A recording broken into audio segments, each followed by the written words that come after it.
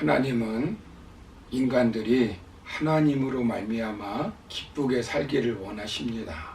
죄로 말미암아 기쁨을 잃어버린 인간들에게 하나님으로 말미암아 기쁘게 살게 하려고 예수님을 이 땅에 보내주신 것입니다. 그래서 동방박사들은 예수님께서 이 땅에 오심으로 크게 기뻐하였습니다. 예수님을 만난 사람들은 기쁨이 회복되었습니다. 예수님을 구세주로 믿는 사람들은 어떤 상황에서도 주님이 주시는 기쁨을 빼앗기지 않습니다. 요한복음 16장 22절에서 예수님은 분명히 말씀합니다. 지금은 너희가 근심하나 내가 다시 너희를 보리니 너희 마음이 기쁠 것이요 너희 기쁨을 빼앗을 자가 없느니라. 이 사실을 예수님이 이 땅에 오시기 전 600년 전에 하박국 선지자를 통해서 이미 말씀해 주셨습니다. 먼저 하박국이 살던 시대는 어떠했을까요? 하박국서 3장 16절을 보시면 내가 들었으므로 내 창자가 흔들렸고 그 목소리로 말미암아 내 입술이 떨렸도다. 무리가 우리를 치러 올라오는 환난 날을 내가 기다림으로 썩이는 것이 내 뼈에 들어왔으며 내 몸은 내 처소에서 떨리는도다 라고 말씀합니다. 하나님의 목소리로 인하여 창자가 흔들렸고 내 입술이 떨었다는 것입니다. 무슨 소리를 들었습니까? 1장 6절을 보시면 보라 내가 사납고 성급한 백성 곧 땅이 넓은 곳으로 다니며 자기의 소유가 아닌 거처들을 점령하는 갈대아 사람을 일으켰나니 라고 말씀합니다. 갈대아 사람들이 쳐들어온다는 것입니다. 여기에 갈대아 사람은 바벨론 사람을 말합니다. 왜 바벨론 사람들이 쳐들어온다는 것입니까? 하박국 선지자가 살고 있었던 그 시대에는 이미 북이스라엘은 아수르에게 멸망당했습니다. 남쪽 16대 왕 요시야 왕 때부터 18대 여호야김 시대까지입니다. 예레미야와 동시대 선지자입니다. 이때의 왕은 유다 여호야김 왕 때입니다.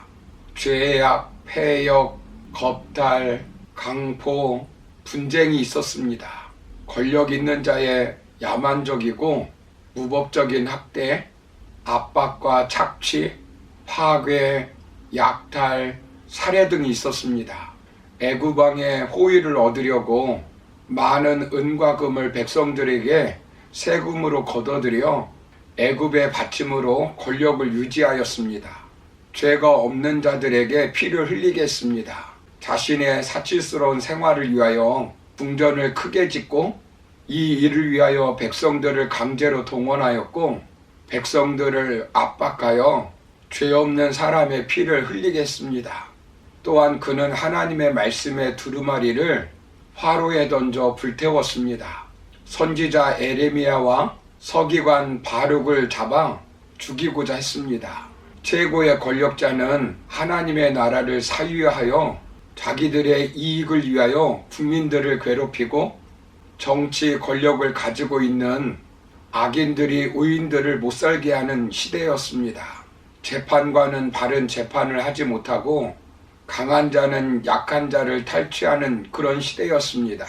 이러한 부조리한 세상을 보며 하박국 선지자는 하나님께 질문을 하는 것입니다. 이럴 때 하박국 선지자는 기뻐할 수가 없었습니다. 회의감에 빠졌습니다. 하박국서 1장 2절 3절을 보면 어느 때까지 어찌하여 하나님은 가만히 보고 있느냐고 묻고 있는 것을 보게 됩니다. 공의의 하나님이 왜 악인을 처벌하지 않느냐는 것입니다. 하박국 선지자는 하나님께 기도하기를 하나님 어느 때까지 이렇게 악한 사람이 잘 살고 의로운 사람이 고달프게 살아야 합니까? 라고 부르짖어 기도했습니다. 그때 하나님이 무엇이라고 말씀합니까? 1장 6절을 보시면 갈대아 사람을 일으켜 너희 나라 사람을 다 치겠다고 말씀합니다. 즉 바벨론 사람들이 쳐들어온다는 것입니다. 그들은 사납고 성급한 백성이며 넓은 땅을 두루다니며 침략하고 착취하는 자들이고 그 힘으로 자신의 신으로 삼는다는 것입니다. 그런데 그들이 이스라엘을 치겠다는 것입니다.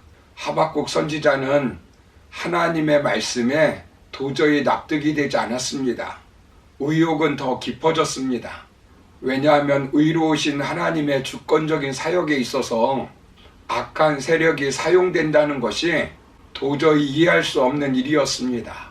바벨론을 통한 남유다의 심판은 원수로부터 이스라엘 민족을 보호해 주겠다는 하나님의 언약과 정면으로 배치되는 것입니다. 그렇다면 그들이 쳐들어오면 어떤 결과가 나타나겠습니까? 17절을 보시면 비록 무화과 나무가 무성하지 못하며 포도나무에 열매가 없으며 감람나무에 솥줄이 없으며 밭에 먹을 것이 없으며 우리의 양이 없으며 외양간에 소가 없을지라도 라고 말씀합니다. 전쟁이 일어납니다. 전쟁이 일어나면 어떤 결과가 나타나겠습니까? 먼저는 생존권이 위협을 받습니다. 과일 나무가 시들고 열매를 맺지 못한다는 것입니다. 무화과 나무 이는 그들의 양식의 중요한 부분을 차지하는 것입니다. 이것이 무성치 못하겠다는 것입니다. 포도나무에 열매가 없을 것이라는 것입니다. 그 기름을 버터와 같이 사용하는 감람나무도 소출을 내지 않아 그들이 기대한 것을 얻지 못하고 실망하게 될 것이라는 것입니다. 두 번째는 생명의 위협을 받습니다. 그래서 지금 선지자의 창자는 흔들리고 있다고 말합니다.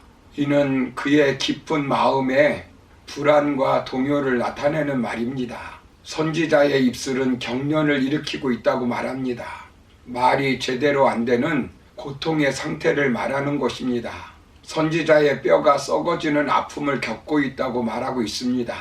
이런 상황에서 기뻐하고 즐거워할 수 있겠습니까? 하박국 선지자는 하나님께 어떤 질문을 합니까? 1장 13절을 보시면 주께서는 눈이 정결하심으로 악을 참아 보지 못하시며 패역을 참아 보지 못하시거늘 어찌하여 거짓된 자들을 방관하시며 악인이 자기보다 의로운 사람을 삼키는데도 잠잠하시나이까 라고 말씀합니다. 바벨론 사람들은 더 악한 사람들이라는 것입니다. 그들을 통해서 이스라엘을 치는 것이 옳으냐는 것입니다. 그리고 1장 17절을 보시면 그가 그물을 떨고는 계속하여 여러 나라를 무자비하게 멸망시키는 것이 옳으니까 라고 말씀합니다. 그렇다면 우리는 무엇으로 인하여 기뻐합니까? 이런 상황에서 하나님의 말씀을 듣고 하박국 선지자는 기뻐하는 것을 보게 됩니다. 본문 3장 18절을 보시면 나는 여호와로 말미암아 즐거워하며 나의 구원의 하나님으로 말미암아 기뻐하리로다 라고 고백합니다. 얼마나 멋진 고백입니까? 비록 전쟁의 위협이 있다 할지라도 경제 불황으로 먹을 것이 없다 할지라도 비록 나에게 건강도 물질도 집도 오늘 먹을 것이 없다 할지라도 오직 여호와로 인하여 즐거워할 수 있다는 것입니다. 참으로 위대한 고백입니다. 사랑하는 성도 여러분, 나의 하나님 여호와로 인하여라고 하는 말은 나의 하나님 여호와 앞에서라고 하는 뜻이 담겨져 있습니다. 이 말씀은 지금 하박국 선지자가 어디로 향하고 있는가를 보여주고 있는 말씀입니다. 그는 자신과 자신의 조국의 미래를 환경과 국제 정세, 인간에게 돌리지 않고 여호와 안으로 돌리고 있는 것입니다. 그는 바벨론을 믿지 않고 밭의 소출이나 가축대들을 믿지 않고 여호와 하나님을 신뢰하는 것입니다. 시대와 환경에도 영원히 변하지 않으시고 참 기쁨을 주시는 여호와 하나님으로 인하여 기뻐하겠다는 것입니다. 가정에 문제가 있습니까? 건강에 어려움이 있습니까? 사업에 문제가 있습니까? 우리도 하박국 선지자처럼 어떤 환경 가운데서도 여호와 하나님으로 인하여 기뻐하며 즐거워하는 하나님의 종들이 되기를 주님의 이름으로 축원합니다. 감사합니다.